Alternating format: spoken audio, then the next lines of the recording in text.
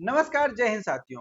कुछ दिन पहले प्रधानमंत्री मोदी ब्रिक्स समिट के लिए रूस जाते हैं और उनके रूस पहुंचने के पहले ही एक चाइना के साथ एक बयान जारी किया जाता है चाइना के द्वारा कि एलएसी पर हम हालात को सामान्य करने की कोशिश करेंगे और लद्दाख में हम मिलिट्री डिसएंगेजमेंट जो है वो कंटिन्यू करेंगे।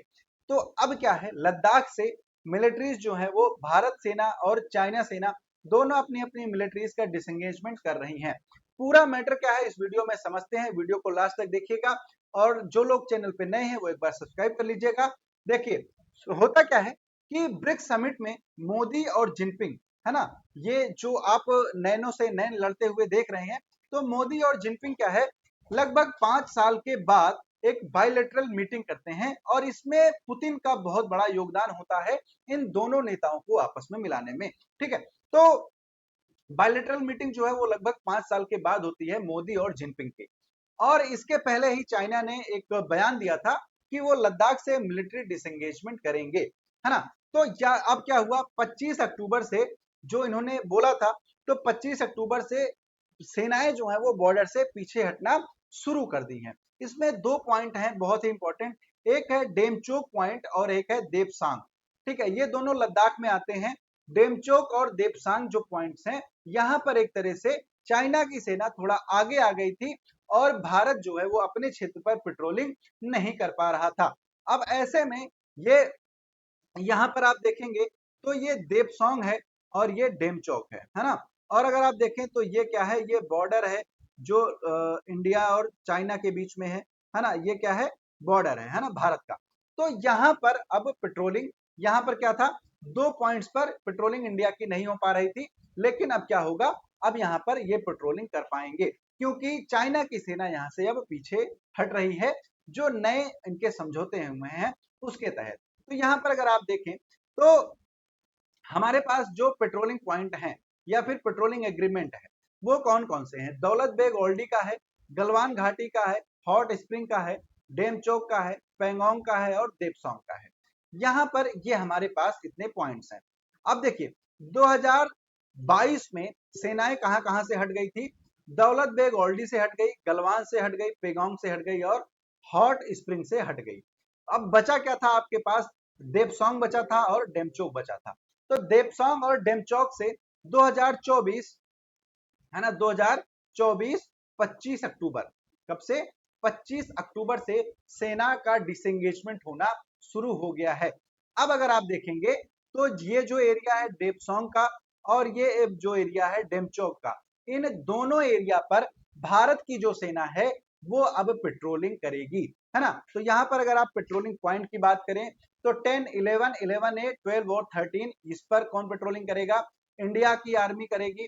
और अगर आप बात करें पेट्रोलिंग पॉइंट डेमचौक की तो 14, 15 और 17 यहाँ पर कौन करेगा, यहाँ पर भी इंडिया की सेना करेगी।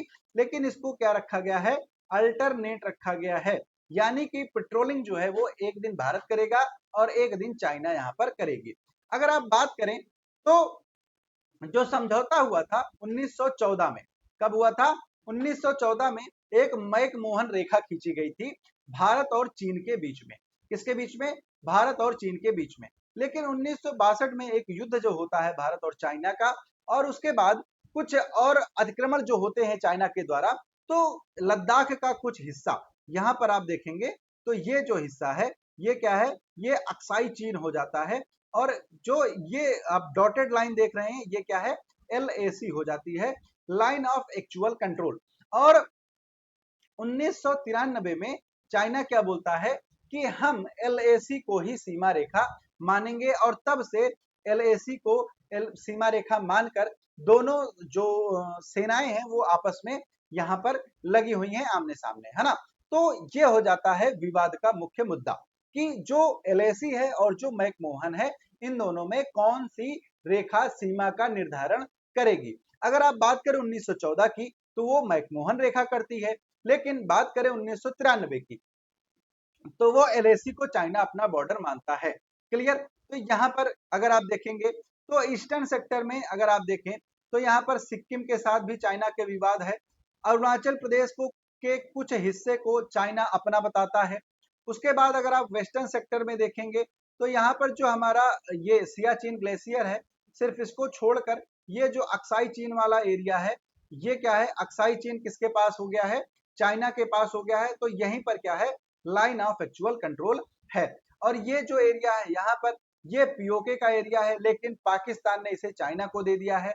बीच में थोड़ा सा एरिया बचता है किसका, थोड़ा सा एरिया बचता है सियाचिन ग्लेशियर का, है ना। तो वो जो सियाचिन ग्लेशियर का एरिया है, यहीं पर क्या स्थित है, दौलत बेग ओल्डी स्थित है ना। अब यहाँ पर अगर बात करें विवाद की, तो यहाँ 15 जून को क्या हुआ था 2019 में, कि जो आपका गलवान घाटी है, वहां पर झड़प हो गई थी भारत और चाइना के बीच में, और लगभग 20 भारतीय सैनिक यहाँ पर घायल और मारे गए थे, इनके शहीद हो गए थे। तो ये चीज हुई थी। यहाँ पर अगर आप देखिए तो ये जो पॉइंट है, ये मेन पॉइंट है जहां पर गलवान घाटी में झड़प हुई है ना। और ये कहां पर स्थित है, ये LAC पर स्थित है, जो लाइन ऑफ एक्चुअल कंट्रोल है ना।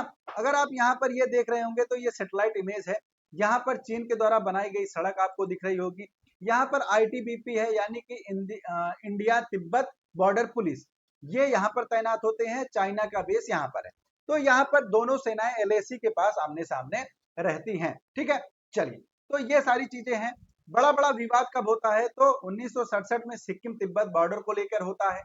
1975 में होता है चीन और अरुणाचल प्रदेश में तुलुंगला जो पॉस है वहां पर।